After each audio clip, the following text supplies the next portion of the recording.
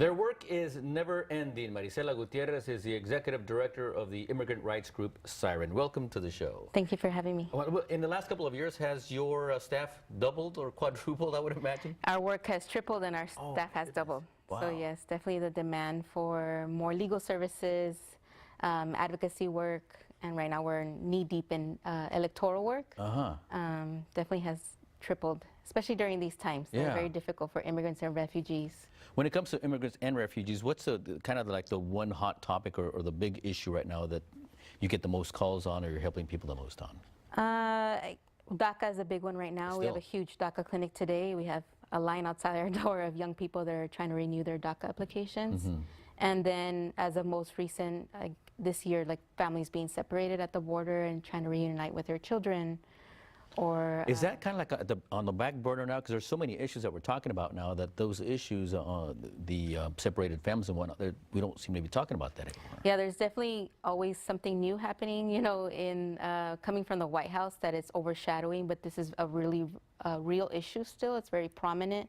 Many of our families are experiencing deep separation. There's still targeted ICE sweeps that are happening. Children are still detained, have been there for months. I mean, I think that a lot of people here think that's just a border issue. How prevalent is it in the Bay Area? How the Bay Area has really high rates of people being targeted. You know, obviously places out further in the south, and there's been some sweeps there in local canneries and places like that. But the Bay Area has a lot of targeted deportations. These are folks that have prior removal defense orders that are now being targeted for deportation. And as you know now, the risk is higher because if you're applying for citizenship and you've had public benefits, now you're at risk. If you're applying to be married to someone and you're undocumented, that now puts you at risk. So really anything puts you at risk if you're an undocumented person living in the U.S.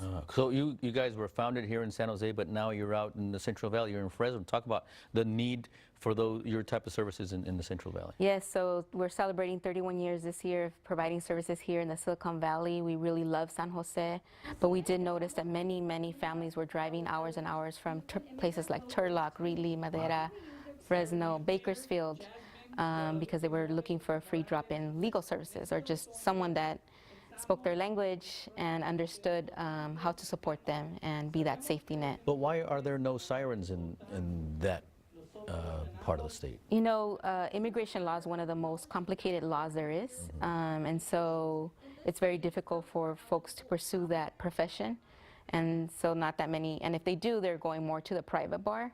And so there's a limited number of people, and then not many people want to live in the Central Valley, right? People are moving out. So similar to myself, I grew up in the Central Valley, went to Berkeley, and then, you know, stayed in the Bay Area, but I'm going back now, and that's why we opened up an office in Fresno to really help build that safety net and support a lot of immigrants, refugees that live in rural communities that have less access. Okay, you mentioned a couple of programs before the lights came on that you wanted to bring up. Talk about some of the issues that you think our viewers should know. Yeah, the hot topic right now is really public charge. That means anybody that has received public benefits in the past and are applying for citizenship can be denied citizenship as a result.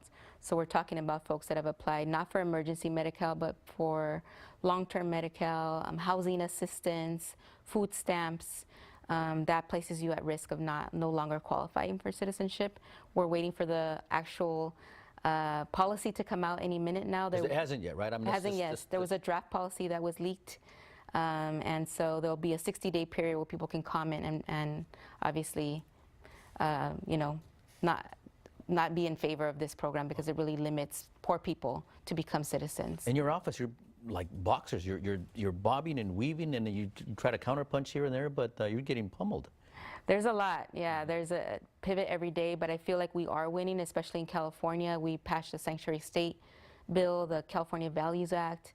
Locally, we have one of the strongest civil detainer policies in Santa Clara that SIREN was involved with, which means there's zero collaboration with ICE.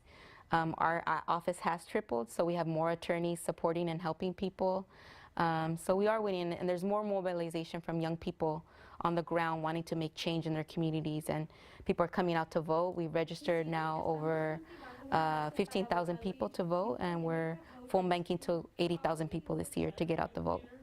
That's high on your to-do list is the electoral process? I think so. I think this was a reawakening for many people that didn't come out to the polls, or young people that are now turning 18. They feel that they want to make a difference, and they see voting as a tool to make that difference, to change who they elect, and elect people that represent their values and that look like them. All right. Well, they'll be it's celebrated in 31 years, but they will be having a big bash next year to commemorate that occasion.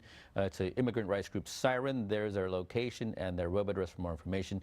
You can now find them in the Central Valley. Thank you so much, Maricela, and good luck to you and your team. Thank you so much, All Damian. right.